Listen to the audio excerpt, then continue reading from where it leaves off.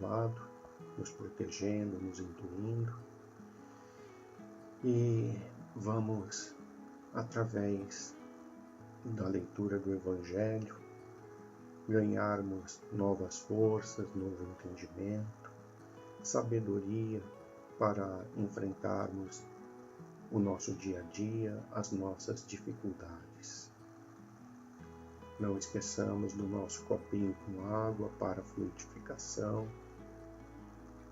Então, vamos dar abertura aos nossos trabalhos do Evangelho, fazendo a oração que Jesus nos ensinou. Pai nosso que estais nos céus, santificado seja o vosso santo nome. Venha a nós o vosso reino, seja feita a vossa vontade, assim na terra como nos céus. O pão nosso de cada dia nos dai hoje. Perdoai as nossas ofensas, assim como nós perdoamos a quem nos tem ofendido. E não nos deixeis cair em tentação, mas livrai-nos do mal, assim seja. Graças a Deus e graças a Jesus. Estamos aqui com o nosso Evangelho, vamos ver. Estamos no capítulo 12, Amai os vossos inimigos. Mais especificamente no item 4, segundo parágrafo, que começa assim: para o crente, e mais ainda para o espírita, a maneira de ver é inteiramente diversa, porque ele dirige o seu olhar para o passado e futuro, entre os quais a vida presente é um momento apenas. Sabe que pela própria destinação da terra, nela devem encontrar homens maus e perversos, que as maldades a que está exposto fazem parte das provas que deve sofrer. O ponto de vista em que se coloca torna-lhes as vicissitudes menos amargas, quer venham dos homens ou das coisas. Se não se queixa das provas, não deve queixar-se também dos que lhe servem de instrumentos. Se, em lugar de lamentar, agradece a Deus por experimentá-lo, deve também agradecer a mão que lhe oferece a ocasião de mostrar a sua paciência, a sua resignação. Esse pensamento o dispõe naturalmente ao perdão.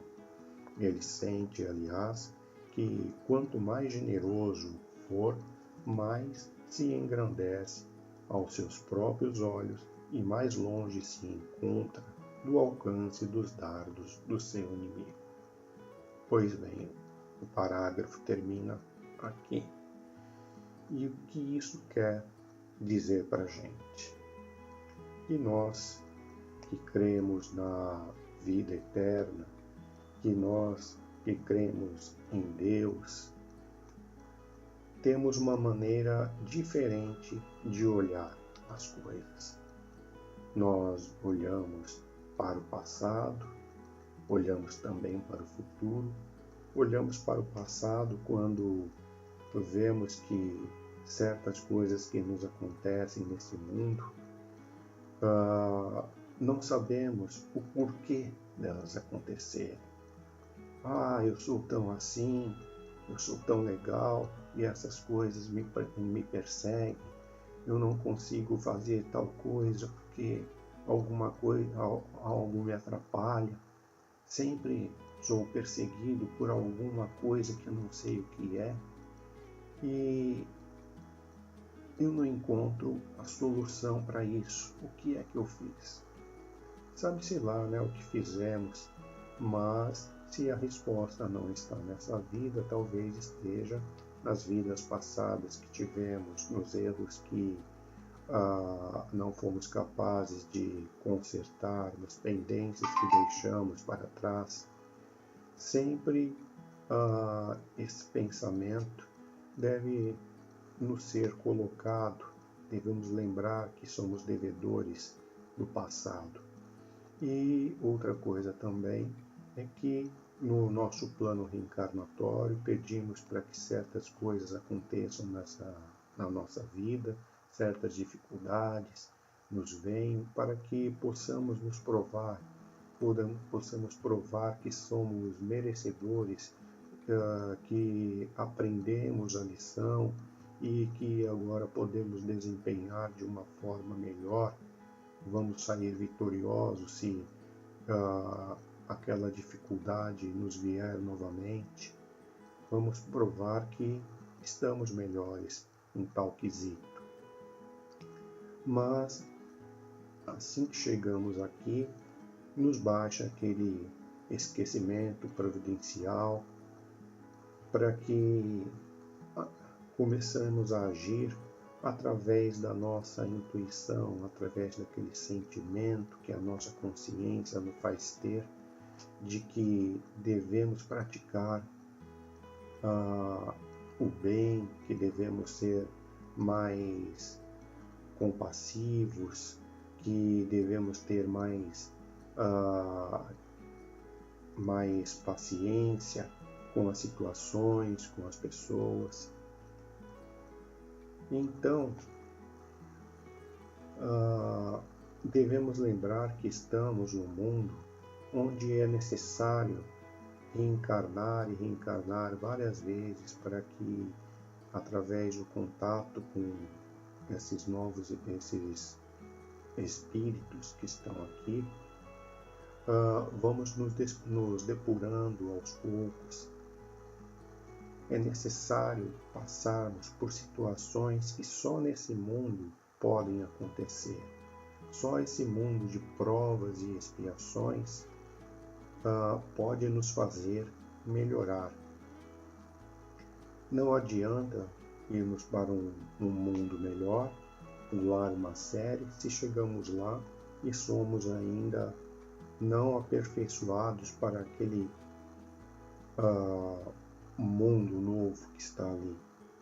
Não aprendemos o básico, como poderemos então saltar para um mundo que já está um pouco mais adiantado do que nós? Então é aqui que nos acontece todas essas situações. E essas situações vêm por coisas que nos acontecem, vêm por pessoas que cruzam o nosso caminho. Devemos então agradecer a esses fatos que nos acontecem sem explicação, a essas pessoas também que cruzam esses nossos caminhos e influem em nossa vida de uma maneira muito estranha algumas vezes, mas se agradecemos a Deus por nos colocar diante dessas situações, se somos gratos a Ele por isso nos acontecer, para provar que estamos mais fortificados, não é justo falarmos mal da ocasião ou da pessoa através da qual esse problema chegou até nós. Devemos agradecer também a essas ocasiões, essas pessoas e sermos sempre gratos, estarmos sempre com o nosso pensamento elevado, sabendo que tudo que nos acontece é para a nossa melhoria. É basicamente isso que esse parágrafo nos mostra. Estamos destinados a esse mundo, estamos entre pessoas de vários graus evolutivos. Aqui vamos passar por certos apertos, certas situações que não gostaríamos de passar e devemos ser gratos então por tudo que nos acontece, por tudo que nos é possível colocar em dia, as pendências, os nossos enganos anteriores e treinarmos a nossa paciência, o nosso perdão, a nossa generosidade. Esses são os principais trechos aqui do nosso parágrafo e que possamos então ter tudo isso em mente nos apegarmos a esse tipo de tábua de salvação que nos dará um novo fôlego para momentos difíceis que tivermos que enfrentar. Esse é o nosso pensamento, a nossa conclusão de momento. Espero que tenham se sentido mais aliviados. Vamos então fazer desse momento o nosso agradecimento a Deus e a Jesus por ter nos possibilitado realizar mais esse Evangelho no Lar, que nossa casa, nossos lares, tanto o nosso lar que tem paredes e teto, mas também como o nosso lar que é a nossa mente, seja pacificada, que coloquemos o nosso coração aberto para tudo aquilo que há de vir, que a nossa fé seja maior do que os nossos medos. Tenhamos sempre fé, muito amor, o exercício do perdão, a certeza de que tudo dará certo. Sejamos positivos, sejamos amorosos com as pessoas, onde estivermos, nas ruas, por onde passarmos, que possamos distribuir boas energias, estejamos sempre otimistas. Vamos então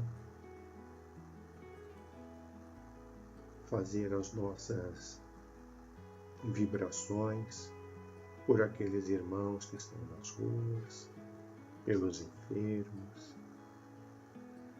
por aqueles que estão nas prisões, nos orfanatos, nos asilos, pelo mais amor do mundo, para que essas guerras terminem, se amenizem, para que os governantes do mundo tenham um melhor entendimento de suas ações e que possam pensar melhor para fazer as suas decisões em nome do povo, em nome de toda uma legião de espíritos que aqui povoam esse planeta, para que sofram menos, tenhamos paz, olhemos também pelos nossos familiares, pelos nossos amigos, por aqueles que têm menos que nós, que consigamos ser mais amorosos, mais bondosos, consigamos ter ouvidos para ouvir, uma palavra amiga para doar, que tragamos a felicidade para aqueles que têm menos que nós, para aqueles que estão atormentados e desequilibrados, que possamos, com nossa insignificância, dar um norte para essas pessoas, uma esperança, algo que os faça ficar de pé novamente e dar seus passos em direção ao mundo maior. Estejamos sempre agradecidos por tudo que nos venha, seja bom, seja ruim, mas tudo que acontece é por permissão de Deus. Vamos então encerrar nossos trabalhos de hoje com a oração que Jesus nos ensinou. Pai nosso que estais no céu, santificado seja o vosso santo nome. Venha a nós o vosso reino, seja feita a vossa vontade, assim na terra como nos céus. O pão nosso de cada dia nos dai hoje, perdoai as nossas ofensas, assim como nós perdoamos a quem nos tem ofendido, e não nos deixeis cair em tentação, mas livrai-nos do mal, assim seja. Graças a Deus e graças a Jesus.